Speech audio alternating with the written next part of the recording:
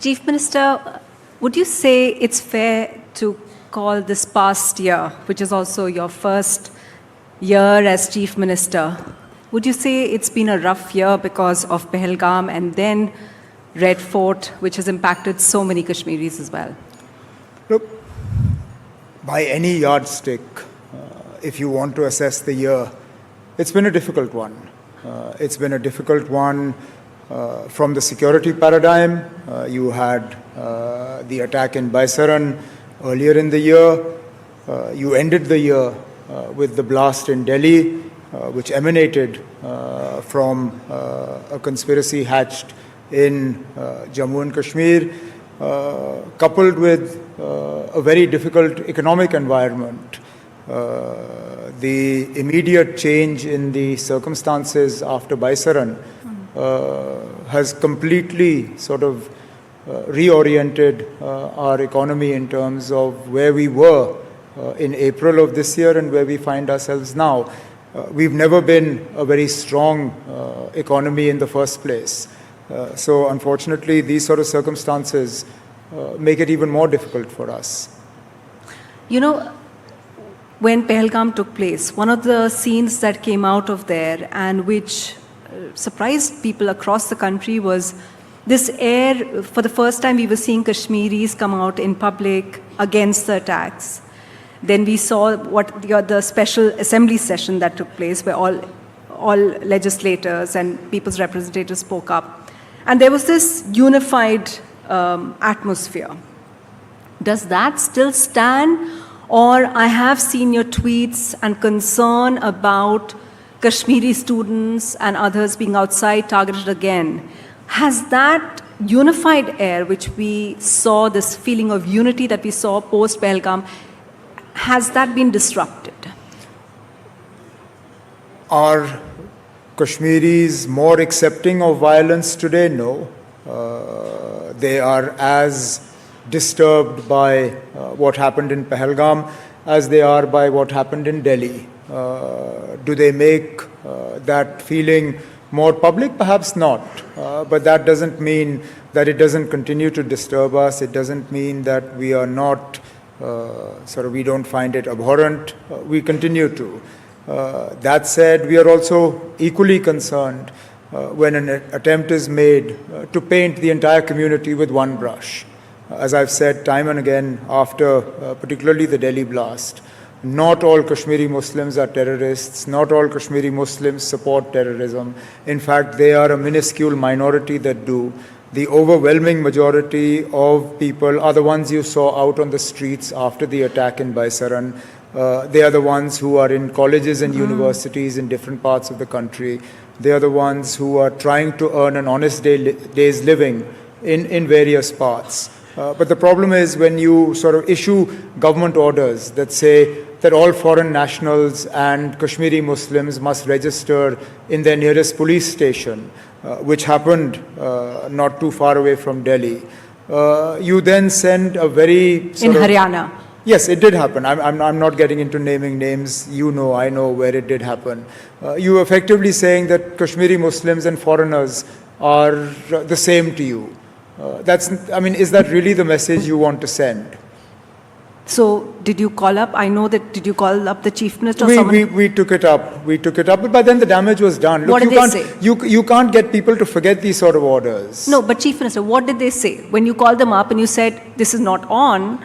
Well, more often than not, they say, अच्छा ये हुआ, नहीं होना चाहिए था, चलिए हम देख लेंगे.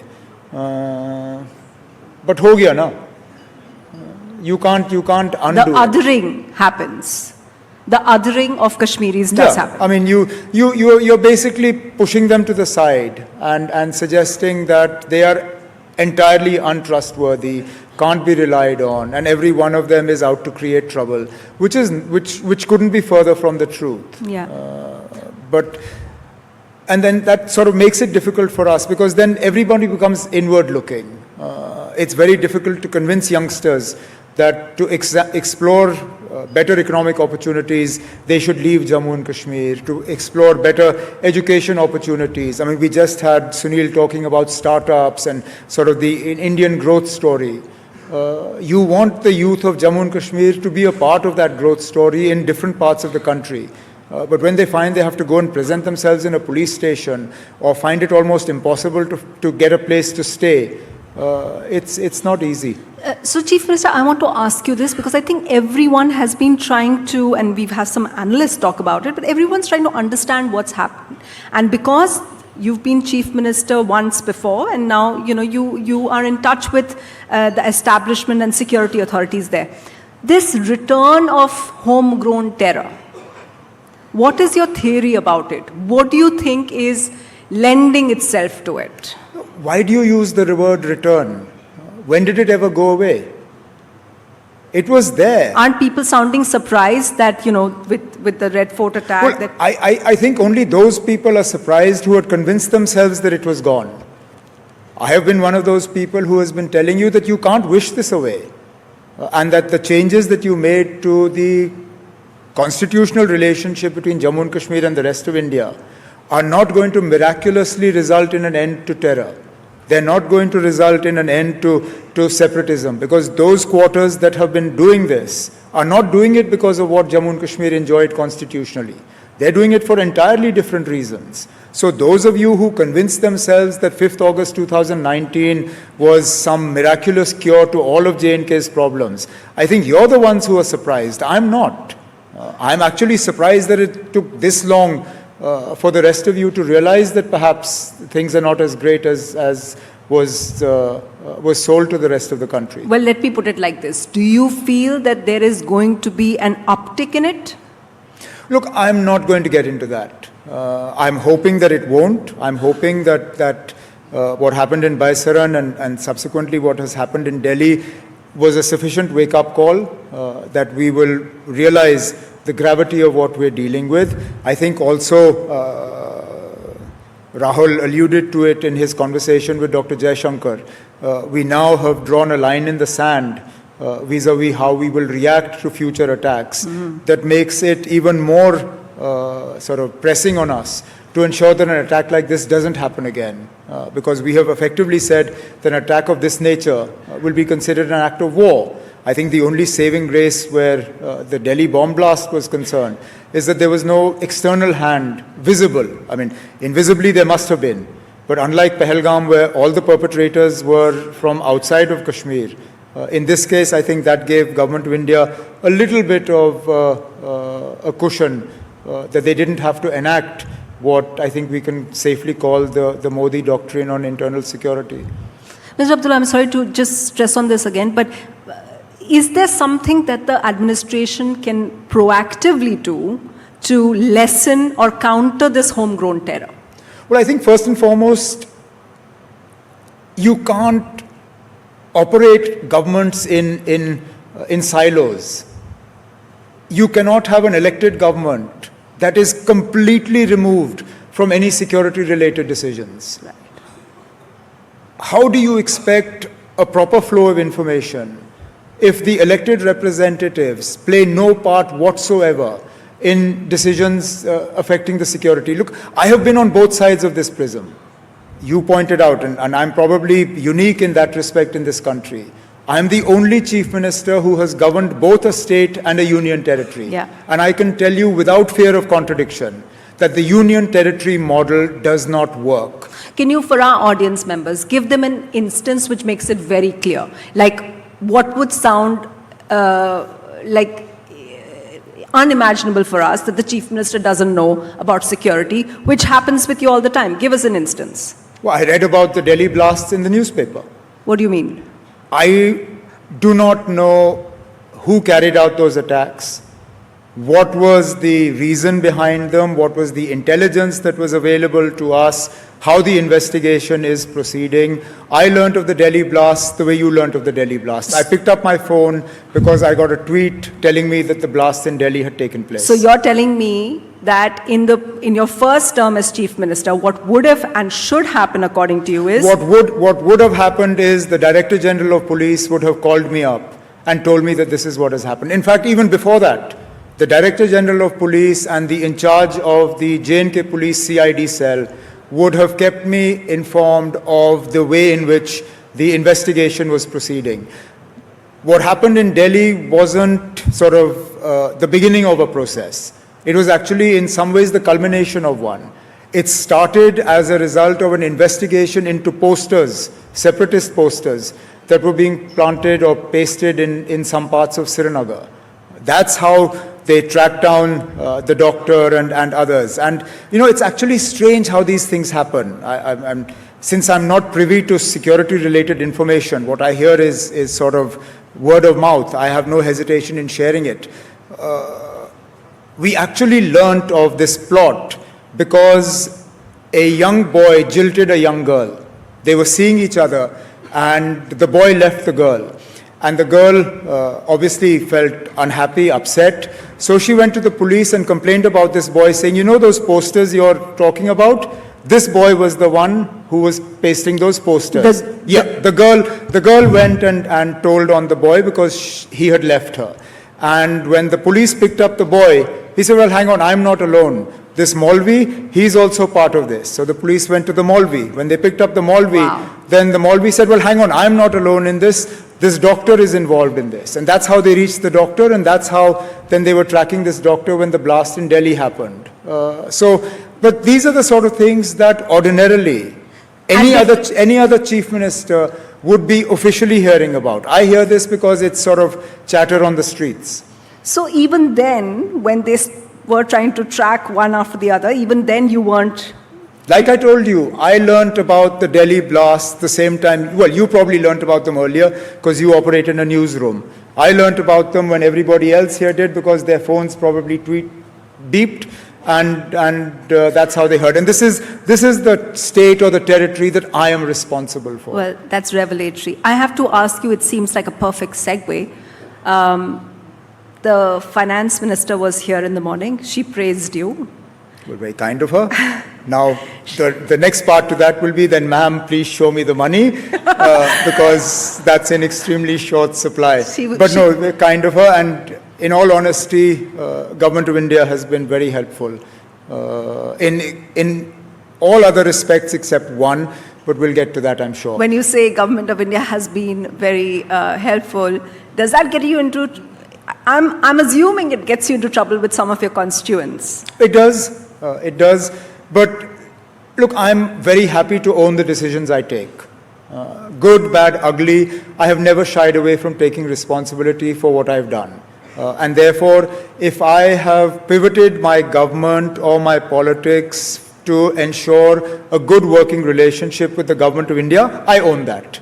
And I will own the consequences of it. I think it's important to understand that a good working relationship with the Government of India doesn't mean that I'm in alliance with the BJP.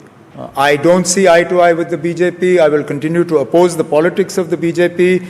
But at the same time, I will seek to work with the Government of India as best possible. And have you achieved that?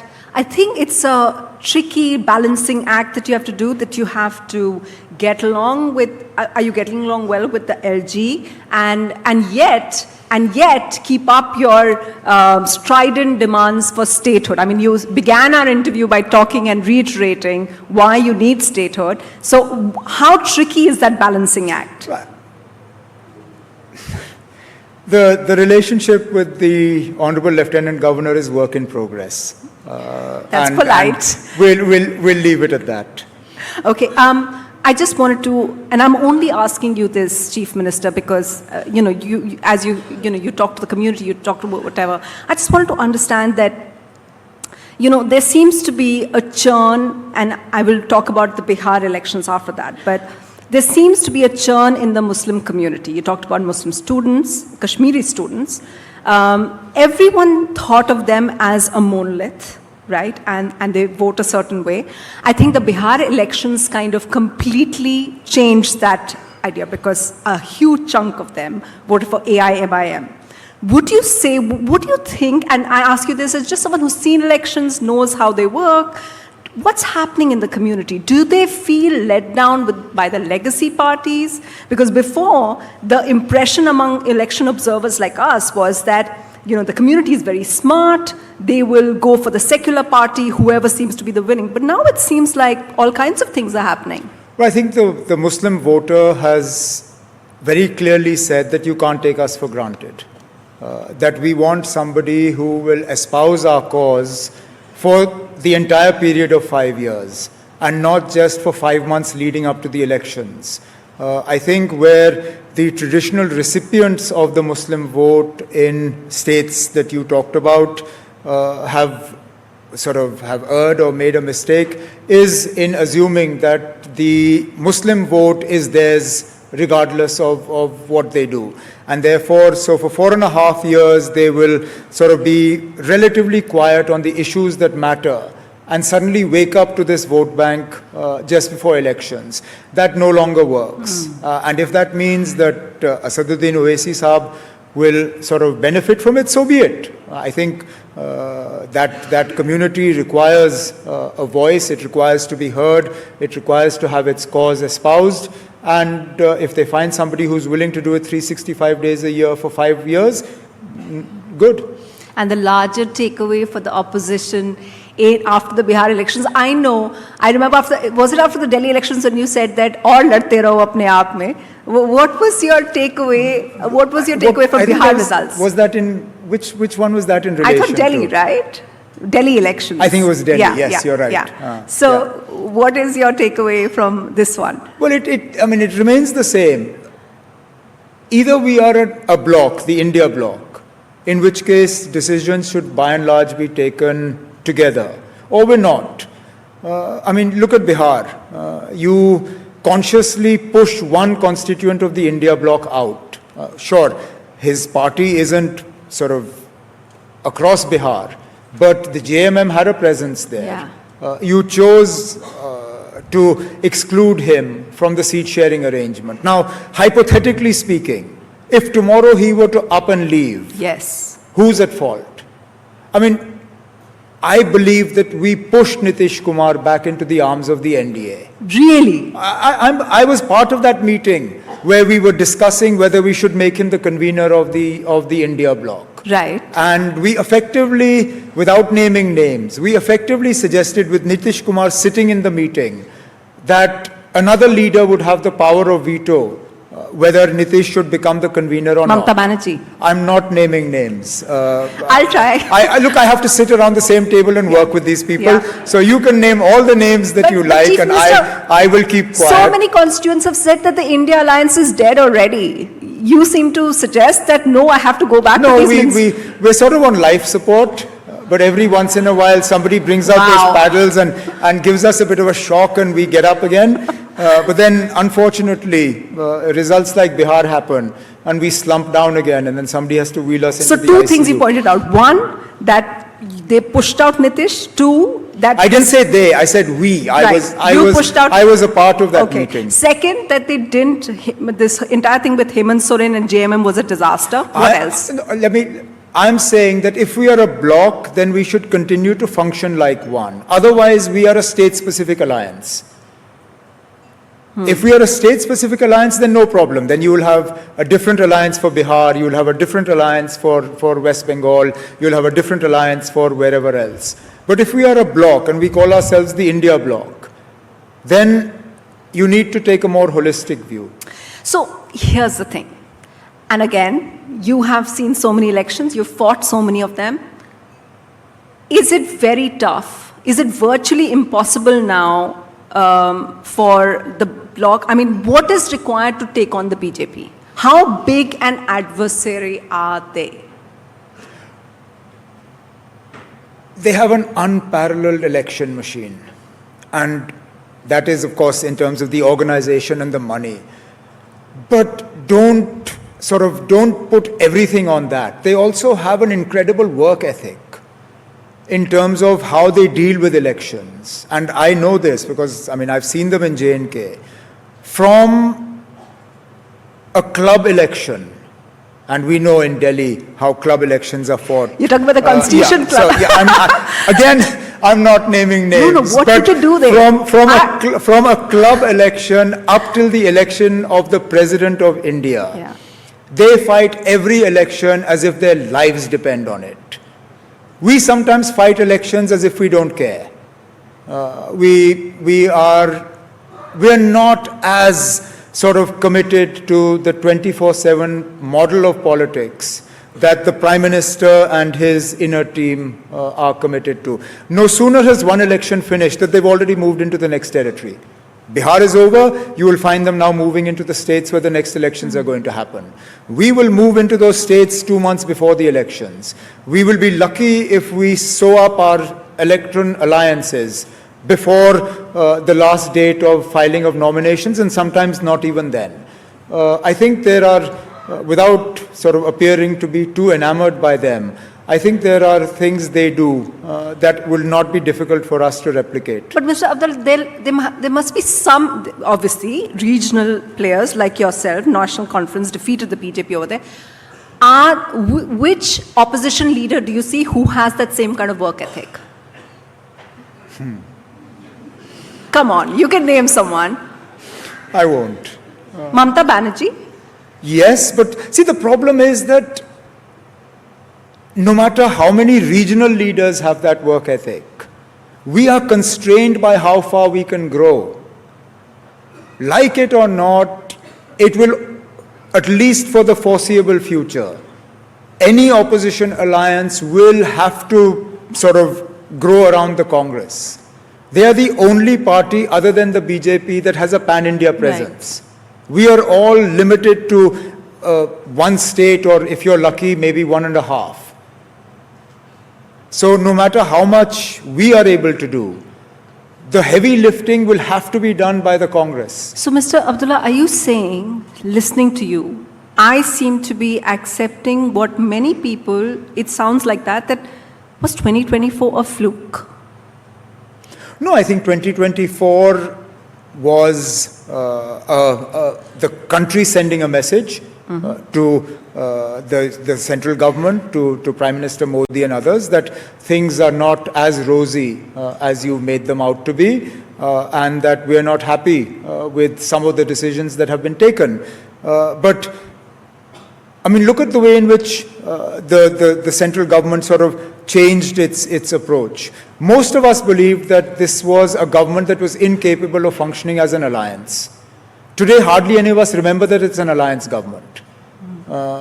We all felt that the style of functioning of this government did not lend itself to a UPA, NDA type of situation. But, I mean, I, for one, hardly ever remember that this is a Prime Minister that is actually dependent on two allies for his government. You mean the way they take Mr. Naidu? They reoriented their way of doing things, of carrying people along. I mean, from calling itself a BJP government, they called itself an NDA government. So these are small changes, but they matter. So that way they're better election alliance partners than the Congress. Well, again, Bihar showed it. Look how quickly they sewed up their seat-sharing arrangement. And this was one that most people thought wouldn't happen, that Nitish's pulls and pressures would make it difficult for them to sew up a seat-sharing. They got one, we in the India Bloc didn't. Are you convinced by the argument of vote chori? Do you think there's some dodginess with the election commission? I have never been a supporter of those who say that the machines are rigged, and this puts me sort of at a very difficult position at home because my father is convinced that machine mein chori hoti hai. But actually, in all honesty, I don't know if he's watching this, but if he is, then I'm really sorry, Dad, for saying this. But my dad believes everything he gets on WhatsApp. He is that generation that if it's come on WhatsApp, it is true. Or maybe Rahul Gandhi had a better impression of him. I mean, so my father is convinced that machines can be rigged. I'm not. So we'll set that one aside.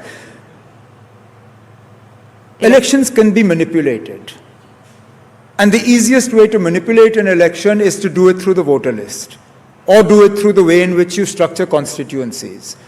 The delimitation exercise in Jammu and Kashmir earlier was essentially, I won't call it rigging, but it was manipulation.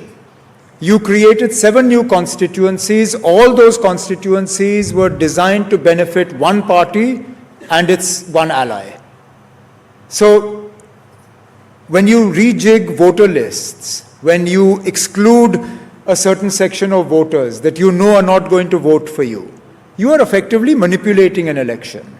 So that's why I think some of us have reservations about this process of this special intensive revision. Do it transparently, do it fairly, we have no problem. Bogus voters, do away with it. But if you're doing it to benefit a particular political party or outfit, then there will be questions. But do you think that manipulation, which you said it can be opened, do you think it played a role in Bihar? I don't know Bihar well enough. And I think the way in the overwhelming majority that Nitish Kumar got, you don't get just by manipulation. The way in which people came out and voted, you don't get that just because you excluded a handful of people from votes. I think some of the issues on which the election was fought perhaps needed to be tinkered around with.